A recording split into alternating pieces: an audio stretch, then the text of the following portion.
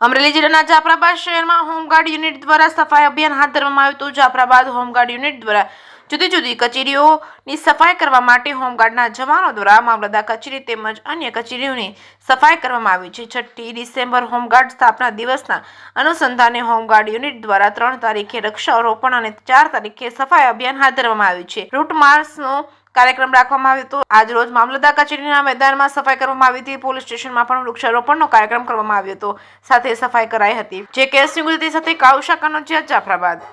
આજ રોજ 6 ડિસેમ્બરના કાર્યક્રમ નિમિત્તે તારીખ 4/12/2024ના રોજ મામલતદાર કચેરીનું હોમગાર્ડ્સ ડે દરમિયાન આજે સફાઈ અભિયાન કરેલ।